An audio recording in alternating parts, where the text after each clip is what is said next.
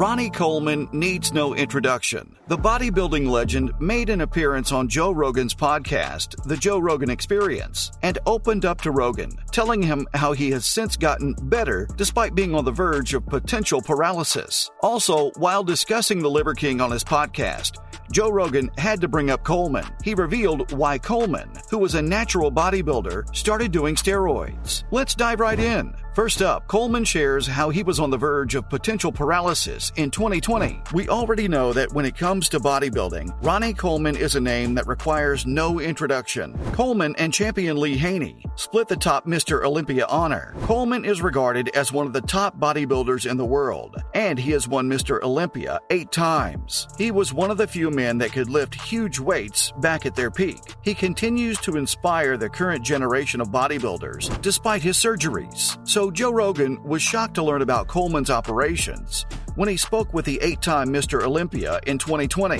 The operations were extremely difficult. Coleman might have actually been rendered immobile, but he simply accepted everything as if it wasn't anything, with nothing but a big smile on his face. Next up, Coleman is still all smiles after all those years. Coleman has had 13 surgeries on his spine so far, and the many screws, cages, and bolts that were implanted ended up nearly paralyzing him. Ronnie Coleman's body could have suffered immensely from all those procedures, but fate was somehow on his side. To this day, he still interacts with his fans and shares bodybuilding-related stuff on his YouTube account to try and keep in touch. The 58-year-old claimed that it's not like he can't walk, but he also added that after being up for long periods of time, his legs start to get really weak. Coleman admitted to finding it quite difficult to walk after all those years of heavy lifting. He can still walk by himself in short doses, and his body is still huge, but he's lost the strength that he used to have. Talking about it more recently,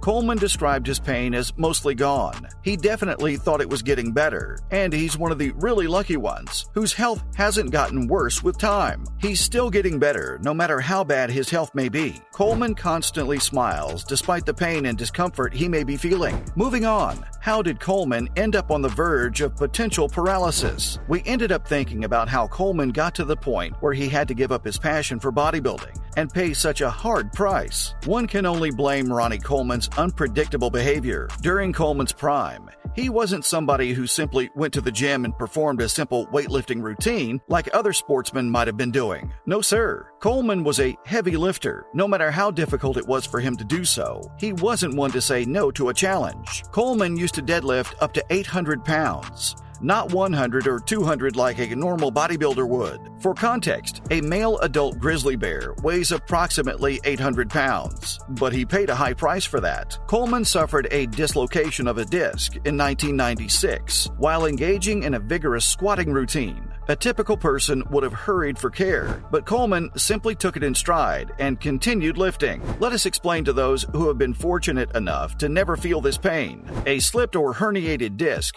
isn't as straightforward as a foam rollout. Your spinal bones are separated by elastic discs, which generally, after a serious accident, can push through the protective shell and produce excruciating pain and numbness. A herniated disc, in rare circumstances, may result in paralysis. Usually, when a disc problem comes up, patients seek therapy right away. Coleman didn't get any such help. Immediately following his 2006 retirement, this gave him a lot of troubles, including potential paralysis.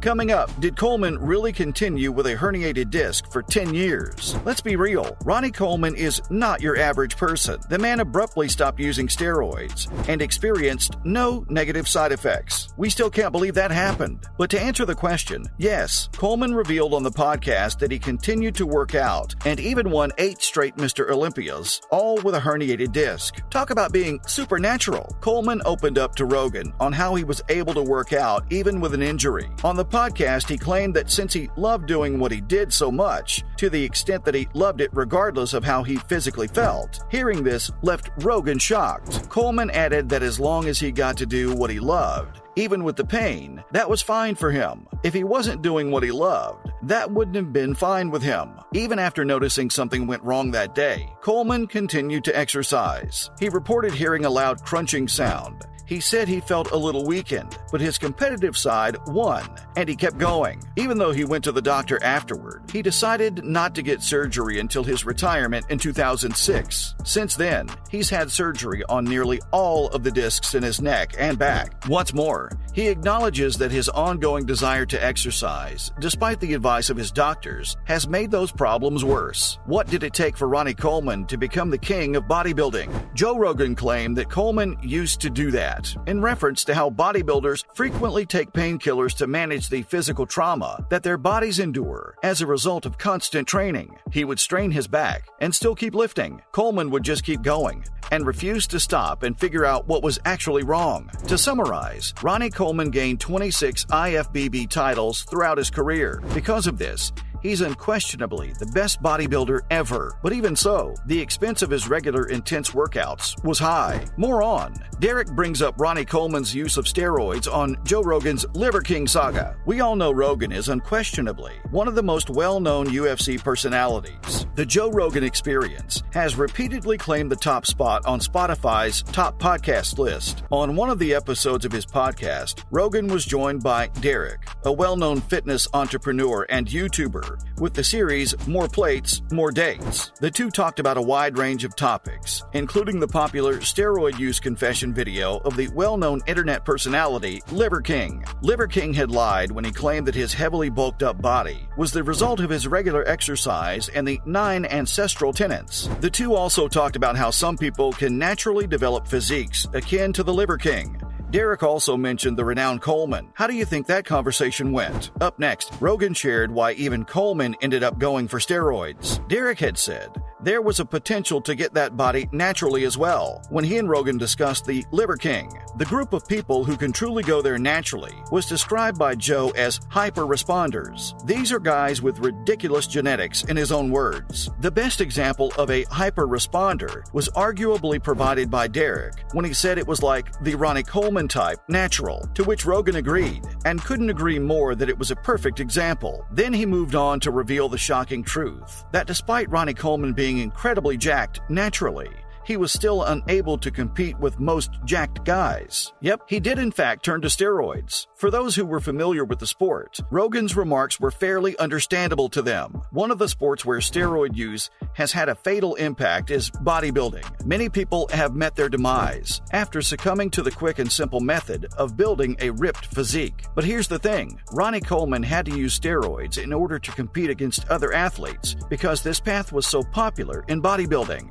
You have to be in the same line as everyone else, after all. Lastly, Rogan and Derek claimed the steroid use majorly impacted Coleman. Derek agreed with Rogan's statement on Coleman's steroid use. He claimed that he just exploded. Coleman's already enormous figure grew noticeably larger with thicker muscles once he started his usage of steroids. But he is super asked about it, said Rogan. Like we said, Coleman's probably the most well-known bodybuilder in the world. He's done his part and spoken multiple times against the unrestricted use of steroids in bodybuilding. Rogan added to the conversation that Coleman was still natural till the age of 30. Even though the now retired bodybuilder had to take steroids to compete, it was obvious from Rogan's statement that he also appreciated the old body of Coleman when he wasn't using steroids. Or perhaps we should say that he preferred it to the jacked up Coleman. That's all for this video, folks. Tell us what you think about Ronnie Coleman's journey in the comments down below. And remember, don't forget to like this video and subscribe to our channel for more exciting content in the future. Thanks for watching. See you next time.